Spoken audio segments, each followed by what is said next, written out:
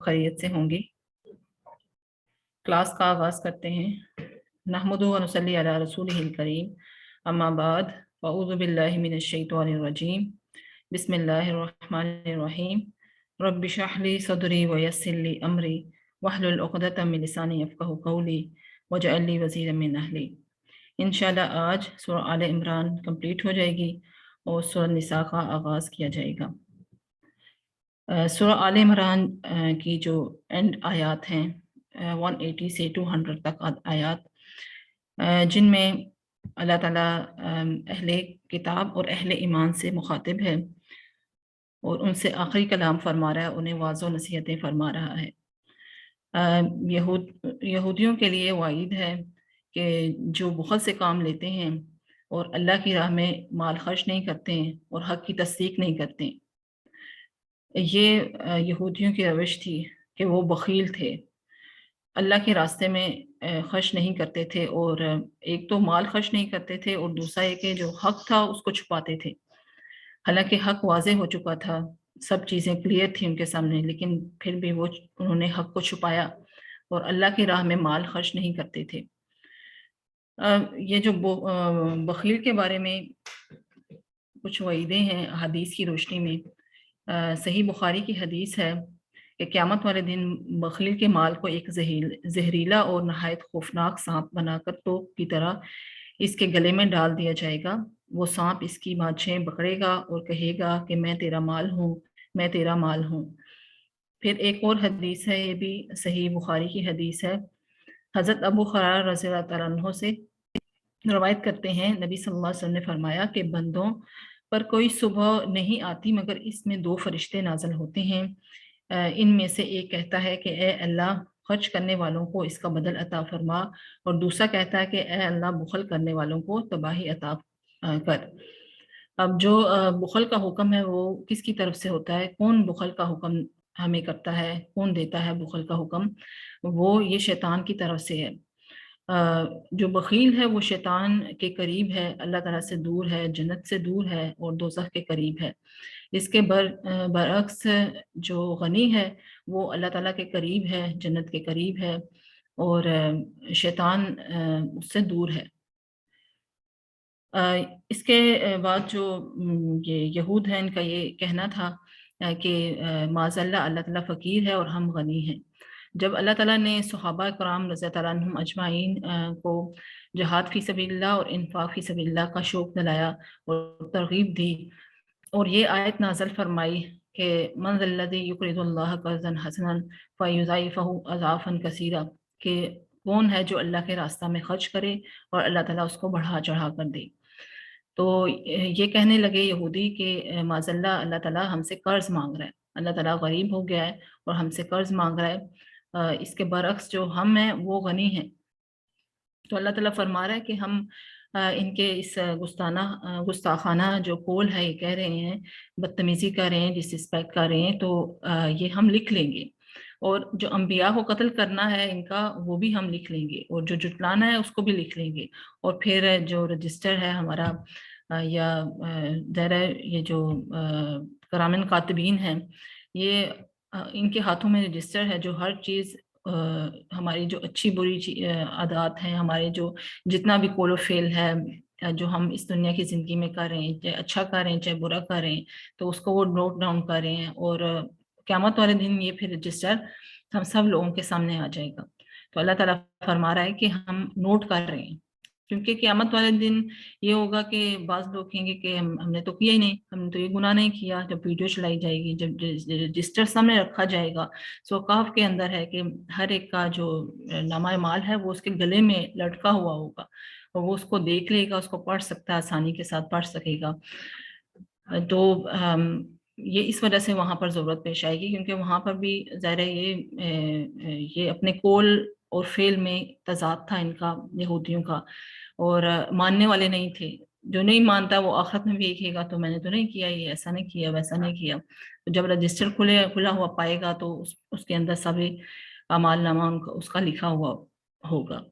फिर यहूद ये कहते थे कि हमें फरमाइशी मुझसे की डिमांड करते थे ان کا یہ کہنا تھا کہ اللہ تعالیٰ نے ہم سے عہد لیا ہے کہ نبی کی دعا سے اللہ تعالیٰ جو ہے وہ اس کے عطیات اور صدقات کو قبول فرمائے گا، اور آسمان سے آگ آئے گی، اس کو کھا جائے گی۔ تو یہ معجزہ جو ہے نبی صلی اللہ علیہ وسلم کے ہاتھوں ظہور پذیر نہیں ہوا، تو اس لیے ہم ان کی رسالت پر ایمان نہیں لائیں گے۔ بس ایک بہانہ تھا ان کا، ویسے تو ان کو پتا تھا کہ یہ سچے نبی ہیں اللہ تعالیٰ کی طرف سے۔ تو اللہ تعالیٰ فرما رہا ہے کہ نبی صلی اللہ علیہ وسلم سے پہلے جو انبیاء گزرے ان سے بھی تم نے یہ ڈیمانڈ کی تھی، تم نے کہا تھا کہ ہماری مرضی کے مطابق معجزہ دکھایا جائے، تو انہیں دکھایا تھا، لیکن پھر بھی تم نے ان انبیاء کو قتل کیا اور جھٹلایا، بعض کو قتل کیا اور بعض کو جھٹلایا۔ پھر اللہ تعالیٰ فرما رہا ہے کہ یہ جو ہیں اے نبی صلی اللہ علیہ وسلم، یہ ماننے والے نہیں ہیں۔ آپ صلی اللہ علیہ وسلم کو حوصلہ تسلی دی جا رہی ہے، آپ صلی اللہ علیہ وسلم کو سے یہ فرمایا جا رہا ہے کہ آپ ریلیکس رہیں، آپ رنجیدہ نہ ہوں، آپ دل برداشتہ نہ ہوں۔ آپ سے پہلے جو انبیاء گزرے ان کے ساتھ بھی ایسا ہی کیا، ان کی قوموں نے ان کو بھی جھٹلایا، ان کو بھی قتل کیا۔ یہ آپ ہی پہلے نہیں ہے کہ آپ کے ساتھ ایسا ہو رہا ہے، بلکہ آپ سے پہلے جتنے انبیاء گزرے ان کو بھی یہ غیر مسلموں کی طرف سے، مشرکین اور یہودیوں کی طرف سے اذیتیں ملیں، ان کے ساتھ بھی ایسا ہوا۔ پھر جو اصل کامیابی ہے اس کی طرف اللہ تعالیٰ ہماری توجہ فرما رہا ہے۔ اصل کامیابی کیا ہے اس کی طرف ہم اپنی توجہ کریں سب کے سب، کہ جو ہمیشہ کی زندگی ہے، جنت میں جانے والی زندگی ہے، جو جنت کی زندگی ہے، اس کا ذکر اللہ تعالیٰ فرما رہا ہے کہ اصل کامیابی کیا ہے؟ جہنم کی آگ سے بچ جانا، جہنم کی آگ سے نجات مل جانا، یہ بہت بڑی کامیابی ہے۔ اور جو دنیا کی زندگی ہے وہ تو دھوکے کا سامان ہے، وہ مچھر کا پر ہے، مکڑی کا جالا ہے، دھوکے کا سامان ہے، متاع الغرور ہے۔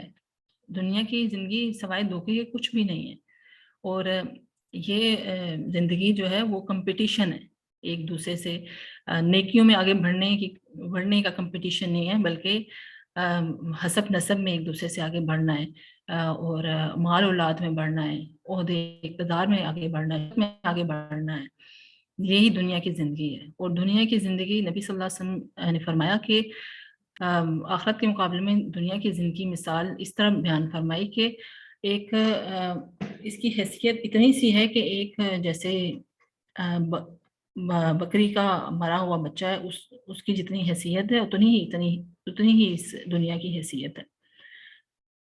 اور یہ زندگی جو ہے وہ ایک قطرے کی مانند ہے، جو آخرت کی زندگی ہے وہ ہمیشہ ہمیش کی زندگی ہے، اور تو اس کے لیے ہمیں تیاری کرنے کی ضرورت ہے۔ اور اللہ تعالیٰ اسی کی طرف ہمیں توجہ فرما رہا ہے کہ یہ سب کچھ یہ کریں گے، اے نبی صلی اللہ علیہ وسلم، یہ سب کچھ یہ کریں گے۔ اس سے پہلے جو انبیاء گزرے ہیں ان کے ساتھ بھی بد سلوکی کی گئی، ان کے ساتھ ان کو کیا کیا ان کے تیز کیا گیا، ان کے ساتھ کیسا رویہ اختیار کیا گیا۔ تو ان چیزوں کو آپ ایک سائڈ پہ رکھ کریں، اور جو اصل چیز ہے اس کی طرف ہمیں متوجہ فرما رہا ہے۔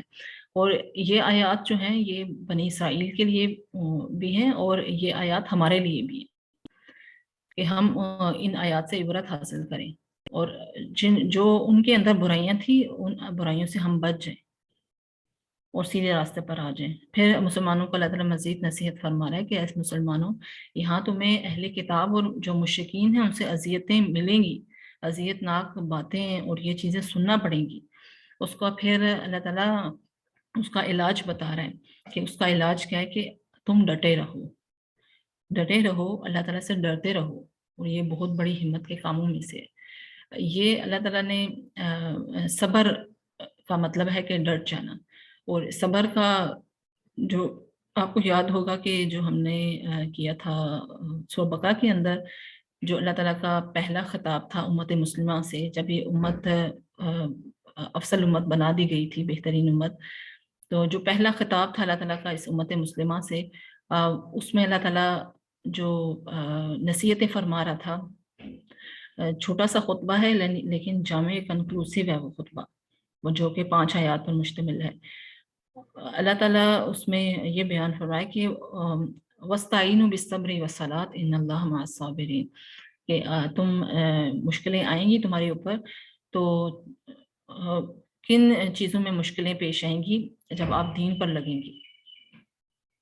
تو آپ کو مشکلیں پیش آئیں گی، آپ کو اپنے رشتہ دار چھوڑنے پڑیں، شاید آپ کو اپنا گھر بار چھوڑنا پڑے، آپ کو ظاہر اس کے اگر آپ ایمان لے کر آتے ہیں، اپنا مذہب چینج کرتے ہیں، تو آپ کو چیزیں چھوڑنی پڑیں گی جو کفر کی حالت میں چیزیں تھی آپ کے اندر، وہ ان چیزوں کو چھوڑنا پڑے گا، ہجرت کرنی پڑے گی. تو اللہ تعالیٰ فرما رہا ہے کہ صبر کرو گے، اس کا علاج فرما رہا ہے کہ صبر کرنا پڑے گا تمہیں، اور نماز سے مدد حاصل کرو، صبر سے مدد حاصل کرو. یہ ٹیسٹ ہے، یہ ان کی طرف سے جو تمہیں باتیں سننی پڑیں گی، جو تکلیفیں برداشت کرنی پڑیں گی، یہ ٹیسٹ ہے، اور تم نے صبر سے چلنا ہے. اور یہ بڑی ہمت کے کاموں میں سے ہے صبر جو، اور اللہ سے ڈرتے بھی رہنا ہے ساتھ میں. پھر اللہ تعالیٰ بنی اسرائیل سے جو کیے ہوئے وعدے ہیں ان کا ذکر فرما رہا ہے، اور وہ جو حق ان سے یہی کہا گیا تھا کہ جو وعدہ ان سے لیا گیا تھا تورات اور انجیل کے احکامات پر وہ عمل پیرا ہوں گے، اس کو مانیں گے اور عمل کریں گے، اور جو حق ہے اس کو نہیں چھپائیں گے. لیکن انہوں نے نہ تو احکامات کو فالو کیا تورات و انجیل کے، اور جو حق ہے اس کو بھی چھپایا. ان سے کہا گیا تھا کہ جو نبی صلی اللہ علیہ وسلم کی صفات ہیں ان کو لوگوں کے سامنے بیان کرنا ہے، ان کی کتابوں میں لکھا ہوا تھا، لیکن انہوں نے ان کی صفات کو چھپایا اور ان کی رسالت کو جھٹلایا، ان کی کتاب قرآن کو جھٹلایا. وہ کس وجہ سے؟ دنیاوی فائدہ حاصل کرنے کے لیے تھوڑی قیمت پر، ثمناً قلیلا، تھوڑی قیمت پر اللہ تعالیٰ کی آیات کو بیچا. اور آج دیکھا جائے آج کے جو علماء ہیں وہ بھی یہی کر رہے ہیں. اللہ تعالیٰ کی آیات کو، کچھ علماء ہیں جو کہ ایسا کرتے ہیں کہ اللہ تعالیٰ کی جو آیات ہیں ان کو پس پش ڈال دیتے ہیں، ان کو آدھا بیان کرتے ہیں، وہ اس وجہ سے دنیاوی فائدہ حاصل کرنے کے لیے، تاکہ اس کے عوض ہم تھوڑا سا مال و دولت لوگوں سے لے لیں. یہ مقصد ہے. پھر اللہ تعالیٰ جو شعوری ایمان ہے، مطلب جو نیکسٹ آیات ہیں 190 سے 100 تک جو آیات ہیں، ان میں اللہ تعالیٰ جو اولو الالباب ہیں، جو عقل مند لوگ ہیں، ان کے ایمان کے بارے میں فرما رہے ہیں کہ ان کا ایمان شعوری ایمان ہوتا ہے، اور شعوری ایمان ذکر اور فکر سے حاصل ہوتا ہے. یہ ذکر اور فکر دونوں کا مجموعہ ہے، اور اللہ تعالیٰ نے ایسے ایمان کو پسند فرمایا ہے، اور اللہ تعالیٰ نے اس کی طرف دعوت دی ہے. اور یہ اولو الالباب جو عقل مند لوگ ہیں ان کا ایمان ہے، اور اللہ تعالیٰ کو یہی ایمان پسند ہے. جیسے یہ آیات یہاں سے شروع ہوتی ہیں، ان فی خلق السماوات والارض واختلاف اللیل والنہار لآیات لأولی الالباب الذین یذکرون اللہ قیاما وقعودا وعلی جنوبہم ویتفکرون.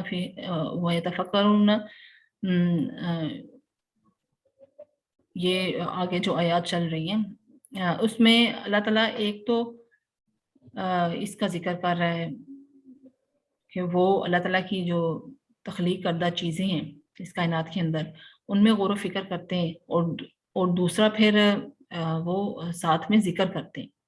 اور یہ دونوں چیزیں جب ملتی ہیں تو آپ کو شعوری ایمان حاصل ہوتا ہے.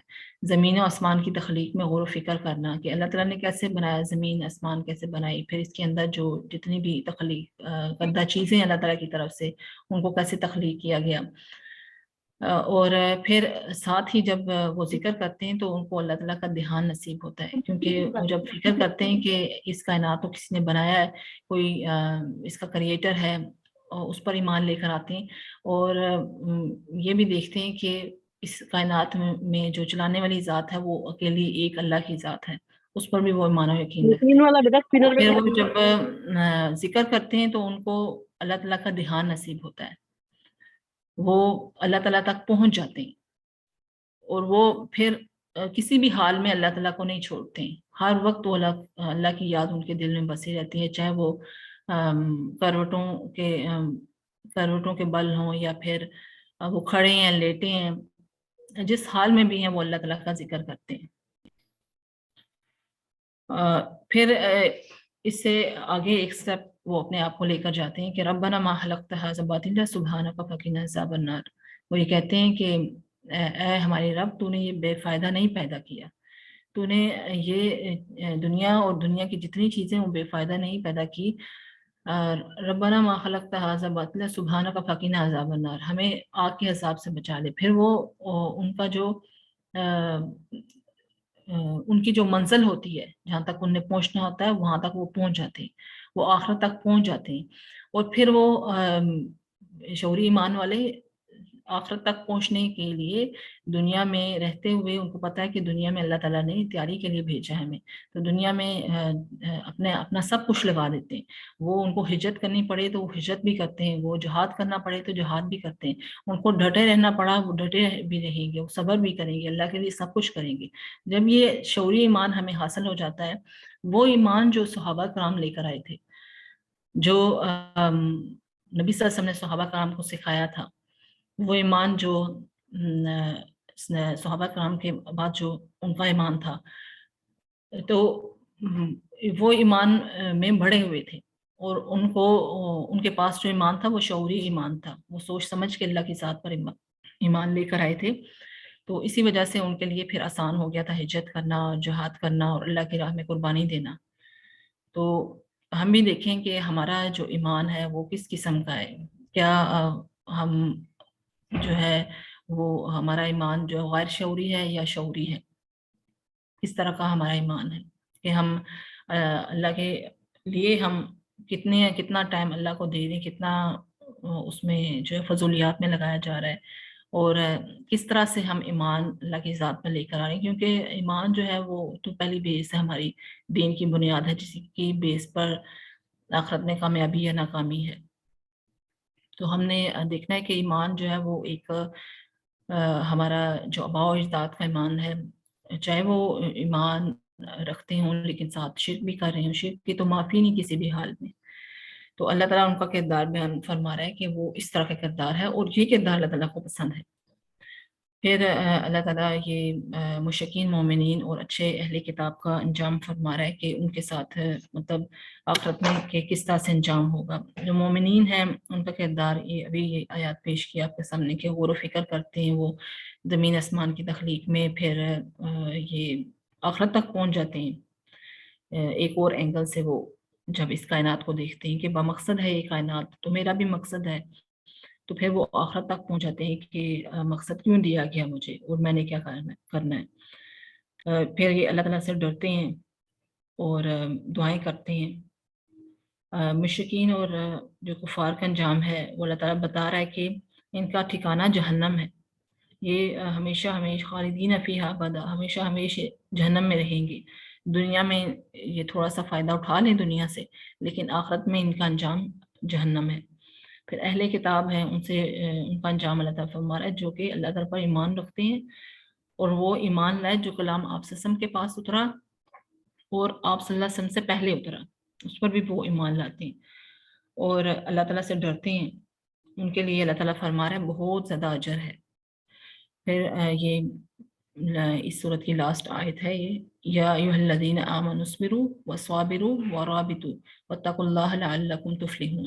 اب پھر اللہ تعالیٰ بات کر رہا ہے صبر کی، پھر اللہ تعالیٰ بات فرما رہا ہے ڈٹ جانے کی کہ ایمان والو صبر کرو، صبر میں ایک دوسرے کے ساتھ سبقت لے جاؤ، ایک دوسرے کے ساتھ مربوط ہو کر مل کر ڈٹے رہو اور کھڑے ہو جاؤ، اللہ کا تقوی اختیار کرو تاکہ تم کامیاب ہو جاؤ۔ یہ خطبہ اللہ تعالیٰ بار بار دہرائے گا اور اس کی طرف توجہ لے کر آئے گا، ہماری جو پہلا خطبہ تھا امت مسلمہ سے، تو اسی میں دیکھا جائے کہ دنیا آخرت کی کامیابی ہے اور اللہ تعالیٰ کا ساتھ ہے۔ جب اللہ ساتھ ہو تو پھر کسی اور چیز کی ہمیں کیا ضرورت ہے، ہمیں کیا پرواہ ہے کسی کی، کوئی ہمارے ساتھ اچھا کر رہا ہے برا کر رہا ہے، ہم صبر سے کام، بعض اوقات حالات ہوتے ہیں ہمیں صبر کرنا پڑتا ہے، اور اسی میں ہمارے لیے بہتری ہے۔ صبر سے اگر ہم کام لیں گے تو ہمیں یہ ہوتا ہے کہ کسی نے ایک سنائی تو ہم اس کے بدلے میں 10 سنائیں، کسی نے 2 سنائی تو ہم 20 سنائیں، کہ ہمیں بھی تو کچھ آتا ہے، ہم بھی تو زبان رکھتے ہیں۔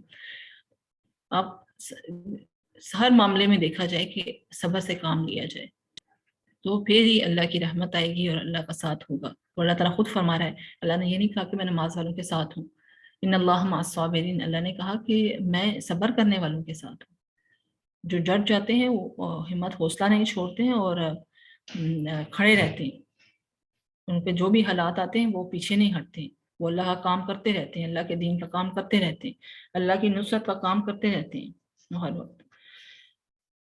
یہ الحمدللہ یہ صورت کمپلیٹ ہو گئی ہماری سورہ آل عمران، اور جو نیکسٹ صورت ہے سورہ نساء، اس کا اب اس کو سٹارٹ کرتے ہیں۔ سب سے پہلے اس صورت کا پس منظر، یہ صورت 3 سے 5 ہجری کے درمیان کا جو دور تھا اس میں نازل ہوئی۔ اس ٹائم غزوہ احد ہو چکا تھا، اور صحابہ کرام جو تھے اس ٹائم ان کو سمجھ نہیں آ رہا تھا کہ مال جو تھا جو ورثہ چھوڑ گئے تھے پیچھے، کس طرح سے اس کو تقسیم کرنا ہے، کس طرح ڈیوائڈ کرنا ہے، کتنا کس کے پاس جائے گا، کتنا کس کا حق ہے، تو کچھ سمجھ نہیں آ رہا تھا۔ اور کچھ اور احکامات مزید تھے، مطلب بہت سے احکامات ہیں جو اس صورت کے اندر آئیں گی، تو یہ وراثت کے قانون کا اس کا پتہ نہیں چل رہا تھا کہ کیا کرنا ہے، کس طرح سے ڈیوائڈ ہوگا مال۔ تو اللہ تعالیٰ نے جو ہے وہ بتا دیا اس صورت کے اندر کہ کتنا کس کے پاس جائے گا، کتنا کون کس کا وارث ہے، کیونکہ بہت سے صحابہ کرام جو تھے وہ جنگ احد میں شہید ہو چکے تھے، عورتیں بیوہ ہو چکی تھیں اور بچے یتیم ہو چکے تھے، تو کچھ پتہ نہیں چل رہا تھا۔ اور یہ جو آیات ہیں جو وراثت کے بارے میں ہیں، یہ آیات قرآن کا ماسٹر پیس ہے، کہ ہمیں پتہ چلتا ہے کہ یہ لارڈز آف دا لارڈ نے یہ ڈویژن کی ہے مال کی، ورنہ اگر ہم اس کی ڈویژن کرنا شروع کر دیں ہمارے تو بس کی بات ہی نہیں ہے، کس کا کتنا کس کے پاس جائے گا۔ اور ویسے بھی آج تو ہمارے لیے آسان ہو گیا ہے کہ اگر کسی نے دیکھنا ہے کہ کس طرح سے اس مال کو تقسیم کرنا ہے، تو ویب سائٹس ہیں، ونڈوز وغیرہ ہیں، جس سے آپ سرچ کر کے آپ جو وہ آپ کو بتا دیں گے کہ آپ کس طرح سے مال کو ڈیوائڈ کرنا ہے۔ اصلاۃ الخوف کا حکم ہے اس صورت کے اندر، کہ جب جنگ کے دوران نماز جو ہے اس کو کس طرح سے ادا کرنا ہے۔ مدینے میں جو یہودیوں کا ایک قبیلہ تھا بنی نذیر، ان کو بھی خارج کیا گیا، ان کو نکالا گیا، وہ اس وجہ سے کہ ان کی شرارتیں بہت زیادہ بڑھ چکی تھیں اور سازشیں بہت زیادہ بڑھ چکی تھیں۔ ایک جگہ نبی صلی اللہ علیہ وسلم نے دیت کے معاملے میں کچھ جو مسئلہ مسائل کے لیے حل کرنے کے لیے جانا تھا، تو انہوں نے یہ پلان کیا کہ چکی کا پارٹ جو ہے وہ نبی صلی اللہ علیہ وسلم کے اوپر گرایا جائے اور جس سے وہ شہید ہو جائیں۔ تو اس وجہ سے، اور ان کی شرارتیں بہت زیادہ بڑھ چکی تھیں، ان کا پلان تھا نبی صلی اللہ علیہ وسلم کی کو معاذ اللہ ختم کرنا ہے، ان کے جو کیونکہ مدینہ میں رہتے ہوئے اسلام جو ہے وہ تیزی سے بڑھ رہا تھا، لوگ تیزی سے مسلمان ہو رہے تھے، اس لیے ان کی نفرت اور زیادہ بڑھ رہی تھی اور ان کی دشمنی اور زیادہ مسلمانوں کے ساتھ بڑھ رہی تھی۔ تیمم کا حکم ہے اس صورت کے اندر، کیونکہ جو جنگی حالات تھے یا جنگ میں پانی کی کمی ہوتی تھی، پانی ظاہر ہے ہر جگہ موجود نہیں ہوتا تھا، تو پھر اللہ تعالیٰ نے آسانی کے لیے کہ ظاہر وضو کریں گے تو نماز پڑھی جائے گی، تو پھر اللہ تعالیٰ نے تیمم کا حکم جو جاری فرما دیا، جو کہ ابھی بھی جاری ہے۔ پھر نبی صلی اللہ علیہ وسلم کو غزوہ احد کے بعد جو تھے وہ 3 چیلنجز پیش آئے۔ ان حالات کے اندر یہ مسئلہ تھا کہ معاشرہ کو مزید مستحکم کرنا تھا، اس کے بعد جو وہ بھی احکامات کا سلسلہ جاری رہا۔ پھر نیکسٹ میں گھریلو زندگی یعنی جو نکاح اور طلاق سے متعلق مزید ہدایات ہیں اس صورت کے اندر۔ سورہ بقرہ کے اندر بھی ہم نے دیکھا تھا کہ نکاح اور طلاق سے متعلق ہدایات اللہ تعالیٰ نے دی تھی، لیکن اس صورت کے اندر مزید انسٹرکشنز دی گئی نکاح اور طلاق سے متعلق، اور ساتھ ہی یتیموں کے جو حقوق ہیں ان کا بھی تعین کیا گیا کہ یتیم جو ہے ان کے ساتھ کیسا سلوک کرنا ہے، کیسا برتاؤ کرنا ہے، کیونکہ ان سے بہت سے بچے یتیم ہو گئے تھے۔ پھر وراثت کی تقسیم سے متعلق ہدایات ہیں، یہ پیچھے جو گزر چکی۔ شراب نوشی پر پابندی، کہ سورہ بقرہ میں کچھ اس طرح سے تھا کہ مکمل پابندی نہیں تھی شراب پر، یہ بتایا گیا تھا کہ اس کے کچھ فائدے ہیں لیکن اس کے فائدے نقصانات سے بڑھ کر ہیں، لیکن اس صورت کے اندر مکمل پابندی لگا دی گئی شراب پر۔ طہارت اور پاکیزگی سے متعلق احکامات ہیں، پھر مشرکین یہود اور منافقین کی مزاحمت کا مقابلہ کرنا جو پوری شدت سے جاری تھی، کس طرح سے یہودیوں کا مقابلہ کیا جائے، مشرکین کا اور منافقین کا۔ اور احد کے بعد جو صورتحال تھی وہ مزید خطرناک ہو چکی تھی، اور اس سے ساتھ ہی اللہ تعالیٰ نے جہاد و قتال فی سبیل اللہ پر بھی کی دعوت پر بھی پرزور تاکید کی گئی۔ پھر ہر خبر کو پھیلانے کی ممانعت کی گئی کہ ہر خبر کو مطلب تحقیق پہلے کر لیا کرو خبر کی، اور پھر دوسروں تک پہنچایا کرو، اور پہنچانی بھی ہے کوئی خبر تو وہ ان کے جو ذمہ داران ہیں ان کے تک پہنچائی جائے۔ جنگی مارکوں میں بعض اوقات پانی نہیں ملتا تھا، تو اس لیے تیمم کا حکم کا نزول اس صورت کے اندر ہے، یہ پہلے بھی بات ہو چکی۔ پھر اسی طرح قصر نماز اور صلاۃ الخوف پڑھنے کی اجازت مل گئی۔ نماز جنگ کی حالت میں نماز پوری پڑھنا بھی مشکل تھا، تو اللہ تعالیٰ نے نماز قصر کا حکم فرمایا، اور یہ حکم ابھی ہمارے لیے بھی ہے آسانی اور سہولت کے لیے۔ اسلام تو ظاہر ہے ایک دیکھا جائے مجبوری کی حالت میں وہ فرض جو ہم تندرستی کی حالت میں ادا کر سکتے ہیں پورے کا پورا، وہ مجبوری کی حالت میں اللہ تعالیٰ نے اس میں کمی کر دی ہے ہماری آسانی کے لیے۔ سفر میں ہمیں مشکل پیش آتی، ہمیں کہیں پانی نہیں ملتا ہے، کہیں پھر تیمم کا بھی اللہ تعالیٰ نے آسانی فرما دی، اور نماز کی بھی آسانی فرما دی۔ غیر مسلم علاقوں میں رہنے والے مسلمانوں کو ہجرت پر ابھارا گیا کہ جو مسلمان غیر مسلموں کے علاقوں میں رہ رہے ہیں ان کو چاہیے کہ وہ ہجرت کریں۔ پھر ایسے مسلمان جو اس کے باوجود غیر مسلم علاقوں میں رہ گئے، ان سے متعلق تفصیلی ہدایات اسلامی جماعت کو دے دی گئی۔ جو بنی نذیر جو قبیلہ تھا اس کی سازشیں جو ہیں بہت زیادہ بڑھ گئی تھیں، تو اس لیے اس قبیلے کو مدینہ سے بے دخل کرنا پڑا، اور منافقین کی مختلف اقسام کو واضح کیا گیا، اور ہر کسی سے نمٹنے سے متعلق تفصیلی ہدایات دی گئی۔ اسلامی دعوت کو مخالفت کے باوجود پھیلانا اور پھر لوگوں کے دلوں میں راسخ کرنا، اس کی تلقین کی گئی اس صورت کے اندر، اور مشرکین اور اہل کتاب سے مسلسل خطاب جاری رہا، کیونکہ اس صورت کے اندر جو خطاب ہے وہ اہل ایمان اور اہل کتاب سے ہے، اور پھر مشرکین سے بھی ہے، ان کو بھی ہدایت ساتھ کے ساتھ دی گئی، ان کو بھی تلقین کی گئی، ان کو وعیدیں سنائی گئی۔ کہ مسلمانوں کو بلند کردار اپنانے کی تلقین کی گئی کہ مسلمان جو ہیں وہ اپنے کردار کو بلند رکھیں۔ مشرکین یہودی نصرانی سب سے خطاب کیا گیا، اور ان کے غلط تصورات پر تنقید کر کے اسلام کی متعدل دعوت پیش کی گئی۔ یہ اس صورت کا سورۃ نساء کا پس منظر تھا۔ اب سورۃ نساء ہم سٹارٹ کرتے ہیں آیت نمبر 1 سے 31 تک، جس میں متعدد احکامات کا ذکر ہے اس صورت کے اندر۔ سب سے پہلے یتیموں کے جو مال ہیں وہ ان کے متعلق انسٹرکشنز ہیں کہ ان کے مال کو آپ اپنے ساتھ ملا کر نہ کھا جایا کرو۔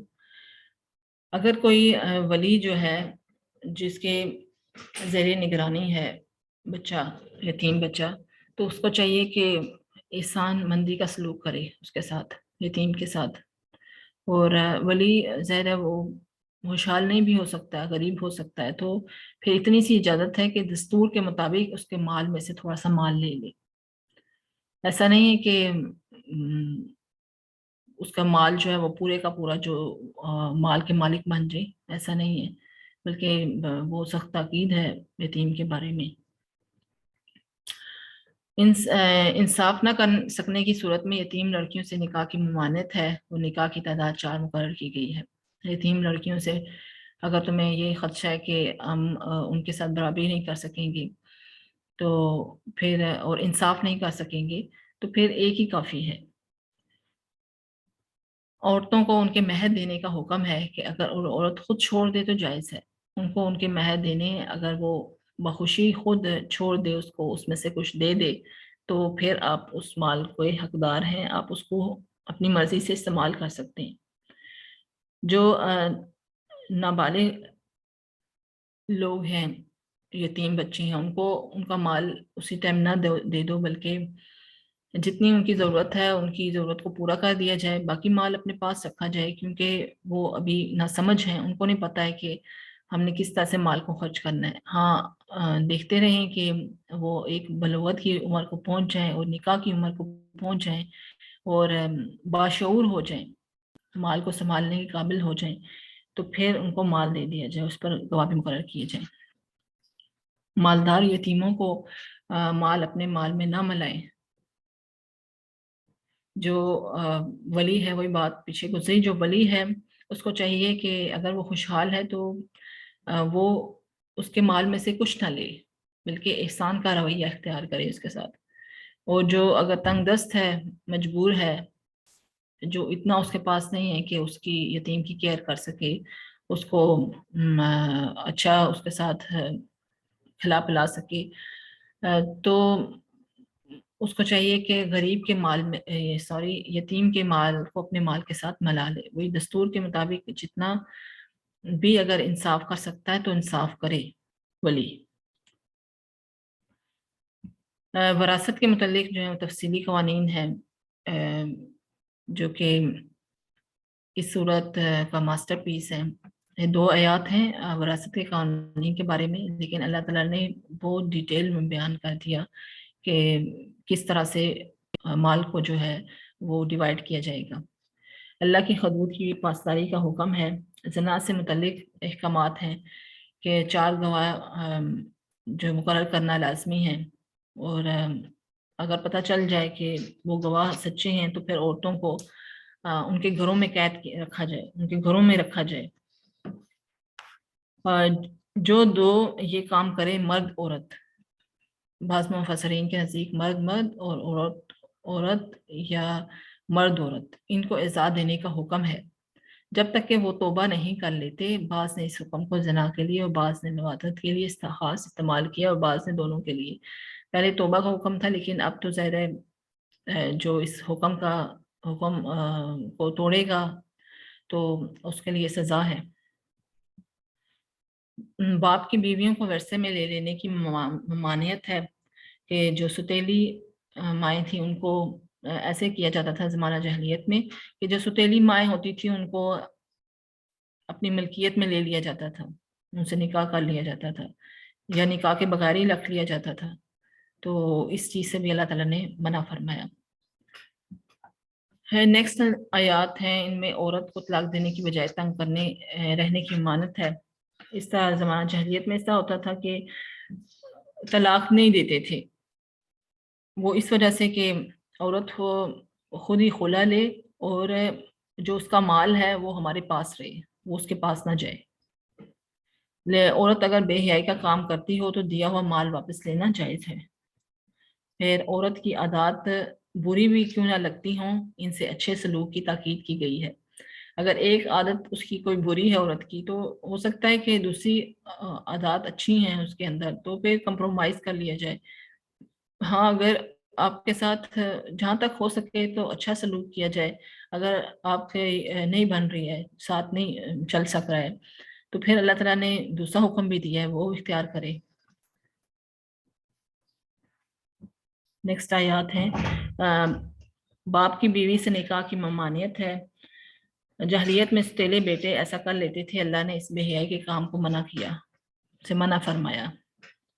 وہی ستیلی ماں کا ذکر ہے کہ وہ جو بیٹے ہوتے تھے ستیلے، وہ اس کو اپنی بیوی بنا لیتے تھے، ستیلی ماں کو، تو ایسا کرنے کی سے منع کیا گیا ہے۔ پھر وہ رشتے جو کہ حرام رشتے ہیں، جن سے کسی بھی صورت میں نکاح نہیں ہو سکتا ہے، ان رشتوں کو اللہ تعالیٰ نے یہاں پر بیان کیا ہے۔ ان میں مائیں، بیٹیاں، بہنیں، پھوپھیاں، خالائیں، بھانجیاں، بتیجیاں، رضائی مائیں، رضائی بہنیں، ساس، غیر مدخولہ کی ماں، ستیلی بیٹی، سالیاں ہی حکم زوجہ کی پھوپھی، خالہ، بتیجی اور بھانجی کا ہے، اور دوسرے کی منکوحہ۔ اب یہ اس میں سارے تقریباً یہ احکامات ہی چلتے آ رہے ہیں، تو جہاں پر ڈیٹیل بیان کرنے کی ضرورت پیش آئے گی، وضاحت کی ضرورت پیش آئے گی، وہاں پر انشاءاللہ ضرور وضاحت بیان کی جائے گی۔ باقی یہ کہ احکامات ہیں، اگر کسی کو سمجھ نہیں آ رہا ہے یا مشکل پیش آ رہی ہے تو یہ ہم آپ کو بتا دیں گے جو باقی جو ہے اس میں آپ جو اسکالرس ہیں ان سے بھی آپ ان سے بھی پوچھ سکتی ہیں، وہ مزید جاننے کے لیے وہ اور مزید اس کا جواب دیکھنے کے لیے۔ لونڈیاں شادی شدہ ہوں تب بھی جائز ہیں۔ نیکسٹ آیات ہیں، باقی سے نکاح جائز ہے اور 4 شرائط کے ساتھ ہے۔ ایجاب و قبول ہے، مہر کی ادائیگی ہے، پھر گھر بسانے کے لیے نکاح ہو تو گھر بسے، اور یہ معاملہ چوری چھپے نہیں ہونا چاہیے بلکہ کم از کم اس پر 2 گواہ ہونا لازم ہے۔ نیکسٹ آخری آیات ہیں، آزادانہ عورت سے نکاح کی استطاعت نہ ہو تو باندی سے بھی جائز ہے اگر مالک کی اجازت ہو تو، لیکن پاک باندیاں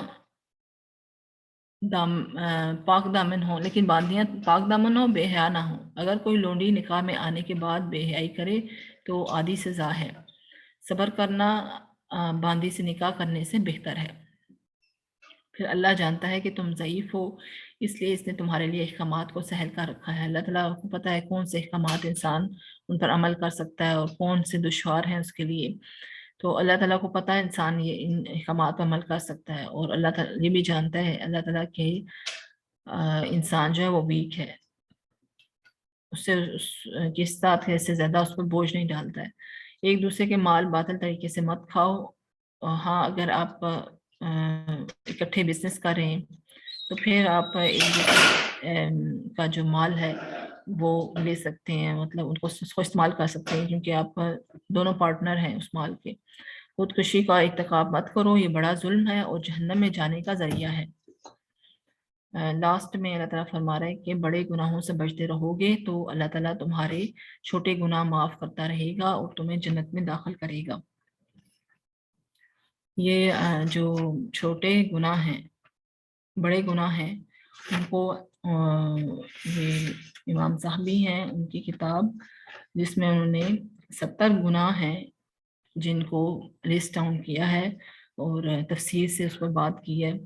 اس کتاب کا نام ہے کتاب الکبائر، وہ آپ سے گروپ ایڈمن شیئر بھی کر دیں گی گروپ میں۔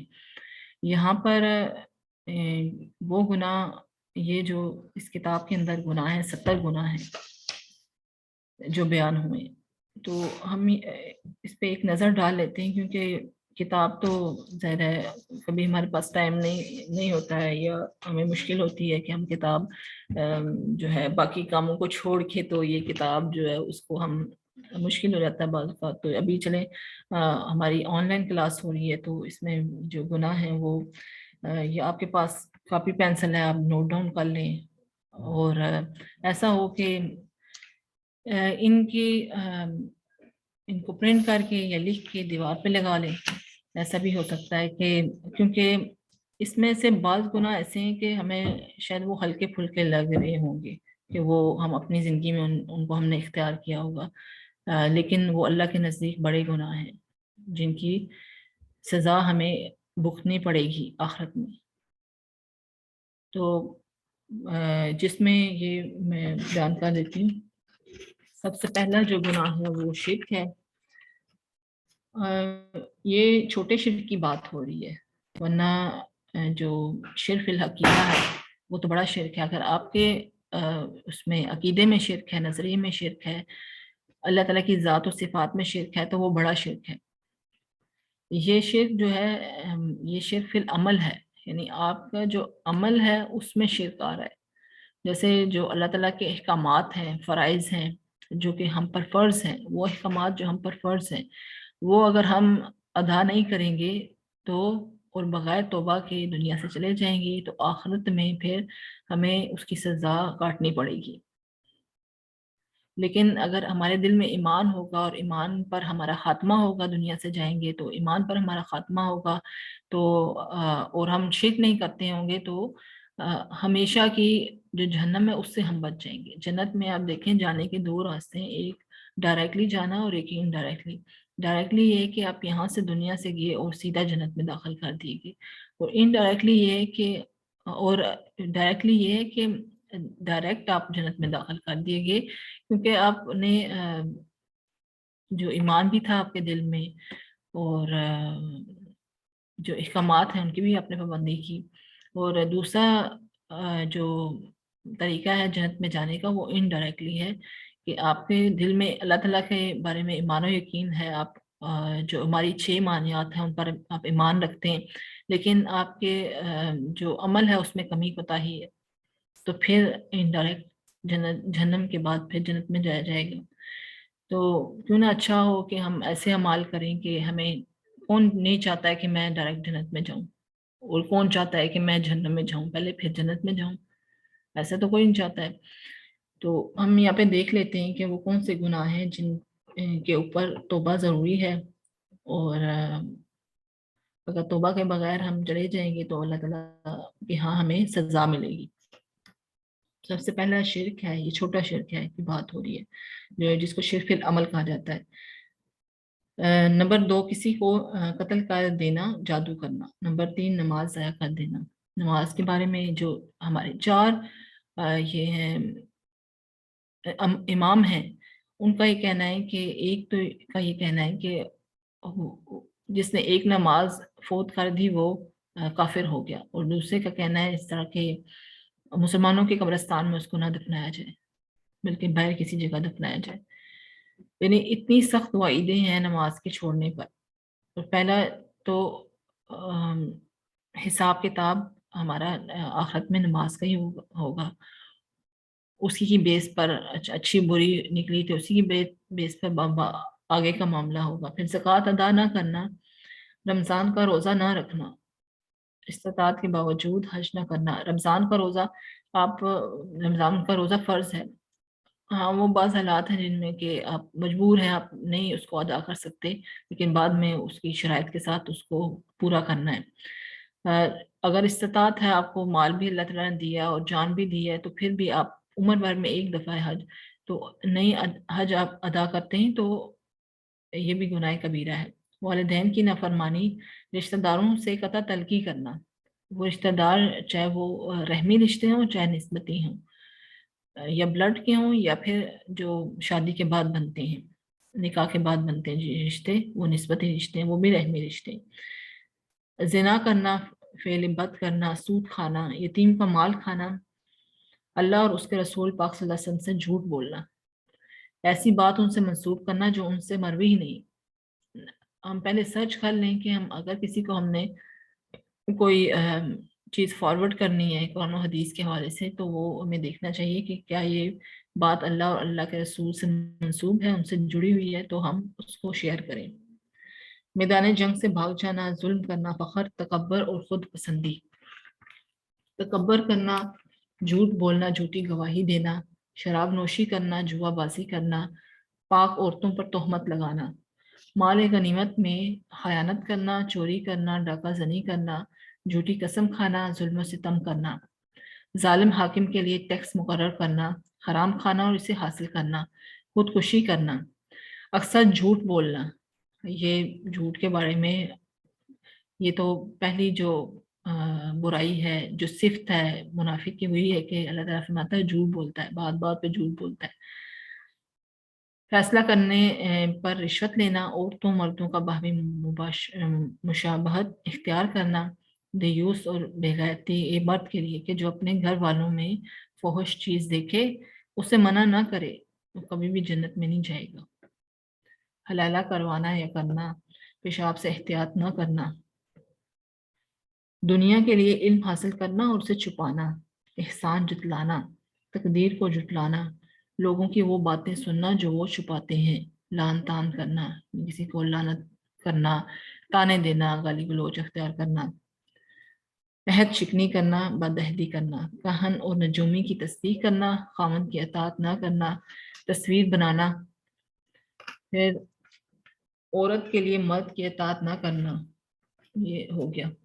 مصیبت کے وقت نوحہ کرنا، پھر ظلم و زیادتی کرنا، ضعیف لونڈی یا چوپائے پر ظلم کرنا، پڑوسی کو اذیت دینا، مسلمان کو اذیت دینا اور گالی دینا، اللہ کے بندوں کو اذیت پہنچانا، دست درازی کرنا، فخر و غرور اور ٹخنوں سے نیچے کپڑے پہننا یہ مردوں کے لیے، مردوں کا سونا اور ریشمی لباس پہننا، غلام کا مالک کے پاس سے بھاگ جانا، عملہ نغار اللہ کے لیے ذبح کرنا، اپنا نسب چھپانا اور کسی کی طرف منسوب کرنا، ناحق جھگڑا، ضرورت سے زائد پانی روکنا، یعنی آپ کا کھیت سے پانی دوسرے کو جا رہا تھا تو وہ آپ نے اس پانی کو روک دیا، ناپ تول میں کمی پیشی کرنا، اللہ کی تدبیر سے بے خوف ہو جانا، کسی کا عذر کے بغیر نماز چھوڑنا، وصیت میں اظہار ثانی بری تدبیر اور دھوکہ دہی کرنا، مسلمانوں کی جاسوسی کرنا، صحابہ کو گالی دینا اور اولیاء اللہ کو گالی دینا،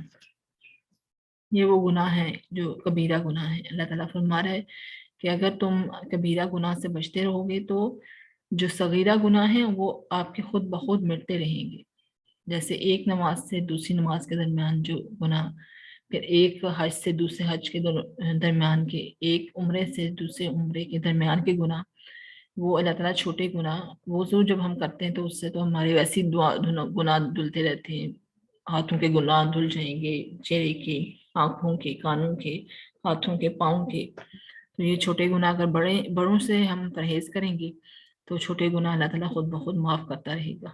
تو آج کا سیشن یہاں تک ہی تھا، نیکسٹ میں ہم آپ سے سوالات لے لیتے ہیں۔ جزاک اللہ خیر۔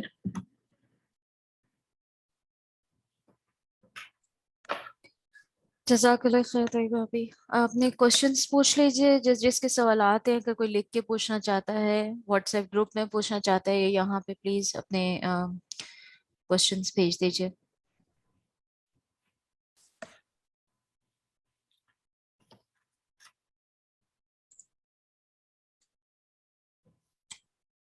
کوئی سوال نہیں ہے کسی کا؟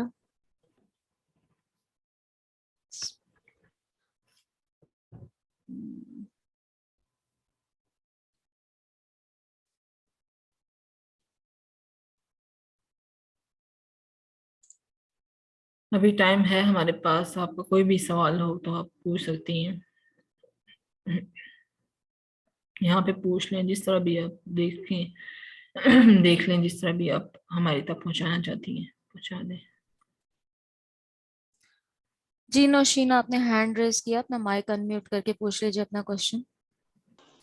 السلام علیکم۔ وعلیکم السلام۔ میرا سوال وراثت کے بارے میں ہے کہ جیسے اگر والد کی وفات ہو جاتی ہے تو ان کے مرنے کے بعد بیٹا اور بیٹی کا وراثت میں کتنا حصہ ہے، اور اگر وہ اپنی زندگی میں حصہ دینا چاہتے ہیں تو پھر بیٹے اور بیٹی کا کیا برابر حصہ ہوگا؟ اس میں بیٹی کا بیٹے سے آدھا بنتا ہے، جتنا آپ کے والد کے پاس مال ہے ٹوٹل، اس مال کا آدھا حصہ بیٹی کا بنتا ہے، اور اگر وہ وصیت کر جائیں تو یہ بھی وصیت نامہ بھی ہے اس میں، اس صورت کے اندر کہ اگر کوئی وصیت کر جائے کہ میرے مرنے کے بعد اس کو اتنا دیا جائے گا، اتنا، اگر وہ نہیں بھی کرتا ہے وصیت، دنیا سے چلا جاتا ہے اور اپنی زندگی میں کسی نے جو ہے وہ مال کی تقسیم نہیں کی اولاد کے اندر، تو پھر آٹومیٹیکلی ہو جائے گا وہ قانون کے مطابق، اسلامی قانون کے مطابق۔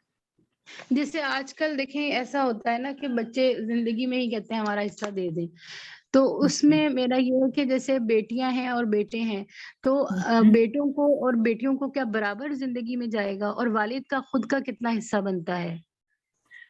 یہ تو پوری پھر ڈیٹیل ہے نا اس میں، جو میرے علم میں بات ہو وہ جو میں نے آپ کو بھی بتایا کہ برابر تو مال نہیں ہوگا نا، بیٹی کا اور بیٹے کا برابری تو نہیں ہے، وہ جتنا بیٹے کا کو دیا جائے گا اس سے آدھا بیٹی کو دیا جائے گا، اور اگر جی اپنی زندگی میں پھر دیکھا جائے گا اگر کہ جو باپ ہے اس کو کتنا جائے گا، پھر جو بیوی ہے وہ اس کو کتنا جائے گا، پھر آگے رشتے ہیں ان کو کتنا جائے گا، وہ یہ پوری ایک لسٹ ہے۔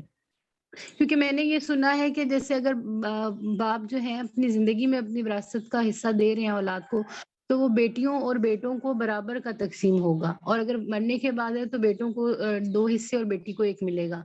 تو اس میں تھوڑی سی کنفیوژن ہے مجھے کہ اس میں صحیح کیا ہے نہیں، کہ وہ زندہ ہونے کی حالت میں بھی اور مرنے کے بعد بھی برابر ہے حصہ۔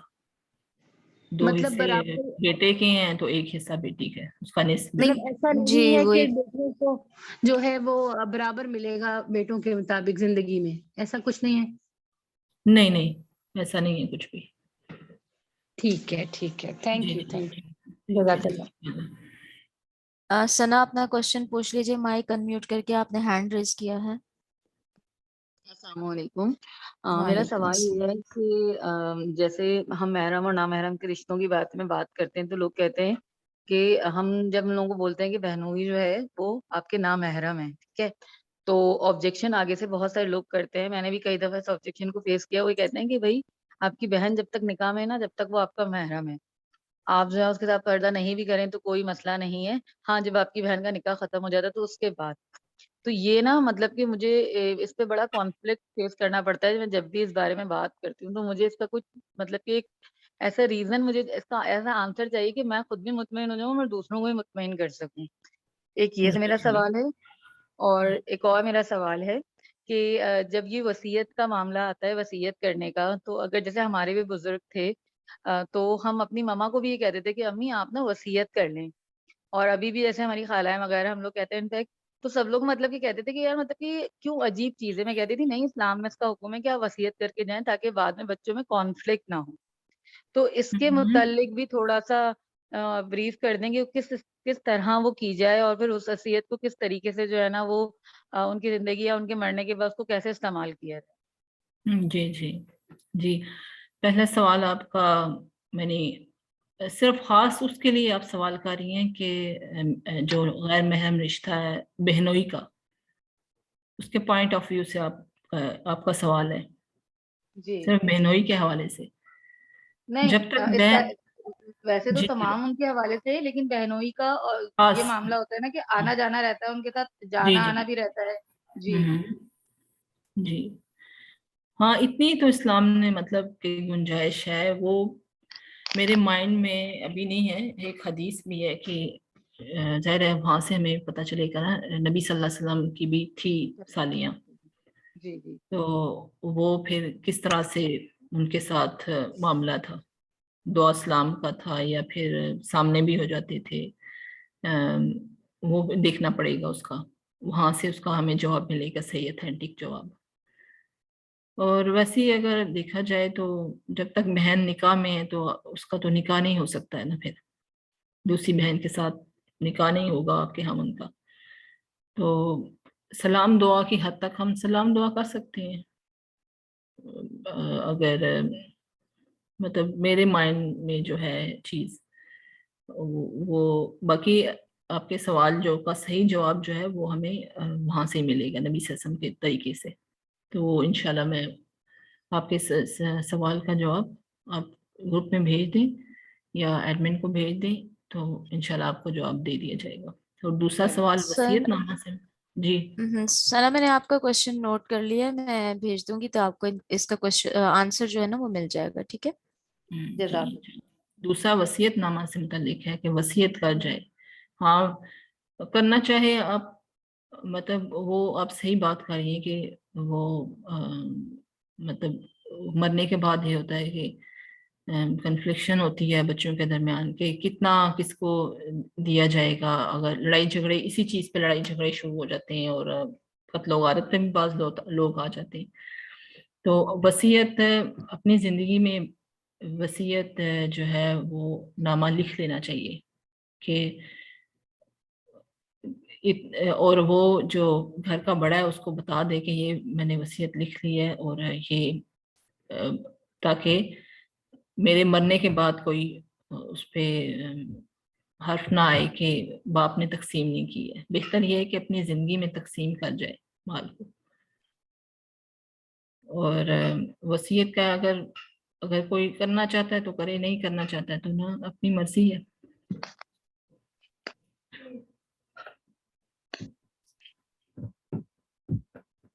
इसकी भी डिटेल अगर आप जानना चाहती हैं तो इंशाल्लाह आपको नेक्स्ट सेशन में इंशाल्लाह क्लियर हो जाएगा।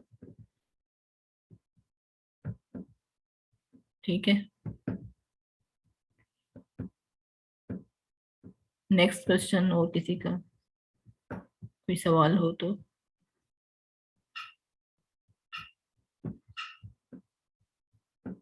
جی یہ سحر بانو کے تھے نا دونوں سوالات، تو ڈیٹیل میں انشاءاللہ آپ کو اس کا جواب دے دیا جائے گا نیکسٹ سیشن تک.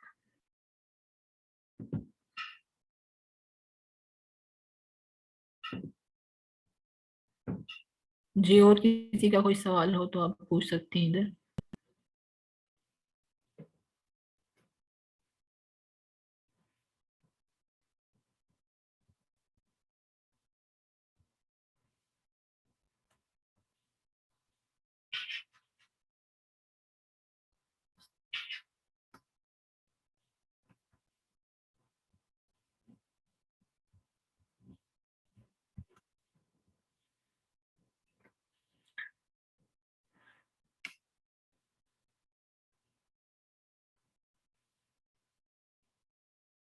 جی کلاس اینڈ ہونے میں کتنا ٹائم باقی ہے؟ Madiha, Madiha are you here? 7 منٹ. جی جی جی جی 7 منٹ ہیں. سوری میں مائک 7 انمیوٹ نہیں کیا تھا، میں نہیں کوئی بول رہی بات تھی. نہیں، ٹھیک ہے. آ، 7 رشوت منٹ کے متعلق ٹیکسٹ بتا دیں. شہر بانو نے گروپ میں کوشچن پوچھا، رشوت کے متعلق بتا دیں کچھ. کیا مطلب دینی چاہیے رشوت یا ہاں جی شاید نہیں یہی دینی ہے ان کا چاہیے؟ کوشچن. اس سوال کا جواب پہلے بھی پتہ نہیں وہ کس نے کیا تھا، سوال کا جواب دے دیا گیا تھا اس سوال کا. ہاں جی شہر بانو، آپ اگر گروپ میں اسکرول اپ کریں گی تو آپ کو اس کا آنسر مل جائے گا. ادروائز آپ جی مجھے پی ایم کر دیں، میں آپ کو اس کا آنسر سینڈ کر دوں گی. ٹھیک ہے. اور انشاءاللہ. کوئی کوشچن ہے کسی کا تو پلیز مجھے بتا دیجیے. سوری یہاں پہ ہینڈ ریز کیجیے اور اپنا کوشچن پوچھ لیجیے، ادروائز ہم اپنا سیشن اینڈ. لیکن سیشن اینڈ سے پہلے مجھے تھوڑا سا، اچھا کس نے ہینڈ ریز کیا ہے؟ ابھی تو کسی کا نہیں ہے، ٹھیک ہے وہ انہی کا اوکے. ہی ہے، وہ ریز ہی کیا ہوا ہینڈ، لوور نہیں کیا جی ہے. سحر بانو. ٹھیک ہے. ٹھیک ہے جی، آئی گیس کوشچنس نہیں ہیں کسی کے. جی میں ریکارڈنگ سٹاپ کر کے مجھے تھوڑا سا اسائنمنٹ سے ریلیٹڈ بات کرنی ہے جن کے آ رہے ہیں. ٹھیک ہے آپ کر لیں. ریکارڈنگ